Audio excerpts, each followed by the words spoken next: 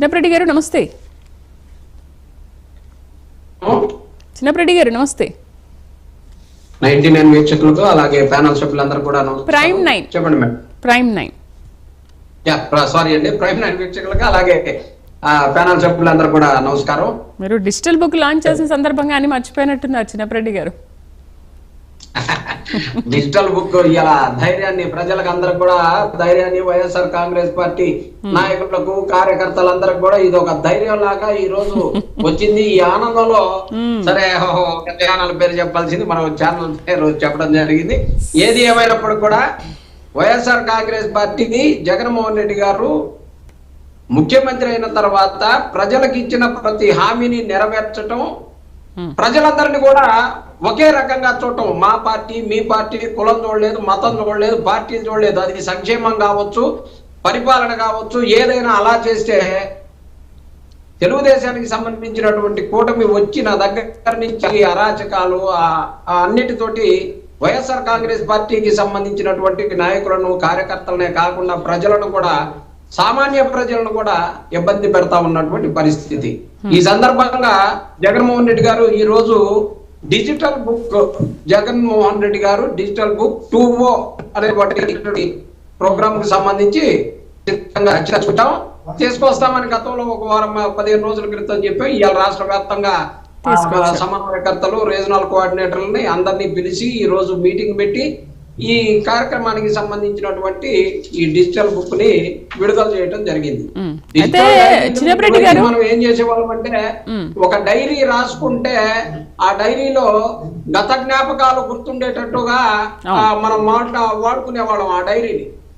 కానీ ఈ డైరీ కార్యకర్తలు ఎవరైనా సరే ఇబ్బంది పడి కనీసం మా కార్యకర్తలను కొట్టి మా కార్యకర్తలు కేసు పెడితే కూడా కేసు తీసుకున్నటువంటి పరిస్థితి. ఏదైనా రెవెన్యూ ప్రాబ్లం ఉందని రెవెన్యూ పోతే వైఎస్ఆర్ కాంగ్రెస్ పార్టీకి చెందిన వీళ్ళకి ఈ పని చేయొద్దు అని చంద్రబాబు నాయుడు గారే డైరెక్ట్ గా స్టేట్మెంట్స్ ఇస్తా ఉన్నటువంటి పరిస్థితులు మనం చూస్తా ఉన్నాం.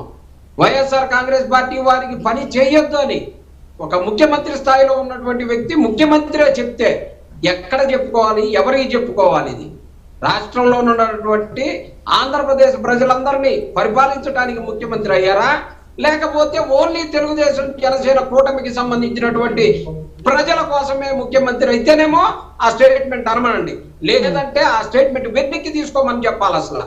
ఎందుకంటే ఒక రాష్ట్ర ముఖ్యమంత్రిగా ఉండి మీరు నాకు ఓటేయలేదు కదా అంటే హామీలు అడిగిన వారు ఎవరైనా సరే మాకు ఓటేయలేదు కదా అని చెప్పేసి మాట్లాడతారు. ఓటు వేశారా లేదా అన్నది ముఖ్యం కాదు. మంచో చెడో ఈవీఎం ముఖ్యమంత్రిలో ఈవీఎం డిప్యూటీ ముఖ్యమంత్రిలో ఏదో రకంగా ముఖ్యమంత్రి అయ్యారు కదా. ముఖ్యమంత్రి అయిన తర్వాత ప్రజలందరినీ కూడా బిడ్డలను చూసుకున్నట్టు చూసుకోవాల్సినటువంటి ఒక ముఖ్యమంత్రి అలా మాట్లాడితే జరిగే పరిణామాలు ఎలా ఉంటాయో చూస్తా ఉన్నాం. నిన్నటికి నిన్న మా వైఎస్ఆర్ కాంగ్రెస్ పార్టీకి సంబంధించినటువంటి కార్యకర్తలని కిడ్నాప్ చేసి పోలీసులే తీసుకుపోతా ఉన్నారు. ఇలా కోర్టు వాళ్ళని అందరినీ కూడా తిట్టి ఎక్కడున్నారో తీసుకొచ్చి ఒప్పచెప్పమంటే ఒప్పచెప్పినటువంటి పరిస్థితి. అంటే కోర్టు వైఎస్ఆర్ కాంగ్రెస్ పార్టీకి రక్షణ పరిస్థితుల్లో చిన్నప్రెడ్డి గారు మీ వాళ్ళని కిడ్నాప్ చేశారా? మీ కార్యకర్తల్ని తీసుకొచ్చి ఎవరైతే అధికారులు నిష్పక్షపాతంగా పని చేస్తారో వారిని ఎవరిని కూడా డిజిటల్ బుక్ లో నన్ను ఇబ్బంది పెడితే నేను రాస్తా, లేకపోతే నేను రాయను కదా. డిజిటల్ బుక్ లో రాసిన ప్రతి పేరుకు సంబంధించి అది రిటైర్ అయినా సరే ఎక్కడున్నా సరే తీసుకొచ్చి చట్టం ముందు నిలబెడతాం. నీ ఉద్యోగం నువ్వు ఎందుకు చేయలేదు, నీ ఉద్యోగం ఎందుకని పార్షియాలిటీగా చేసావని చెప్పేసి ఆ రోజు సమాధానం చెప్పుకోవాల్సినటువంటి పరిస్థితుల్లో అధికారులు ఉండవద్దు అని చెప్పేసి మరొకసారి వేడుకుంటా ఉన్నాం.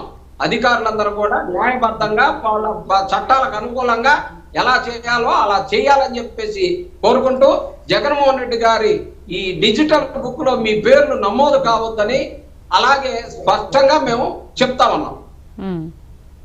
రైట్, చాలా బాగా చెప్పారండి. రైట్, శ్రీనివాసరావు గారు నమస్తే అండి. నమస్తే అండి.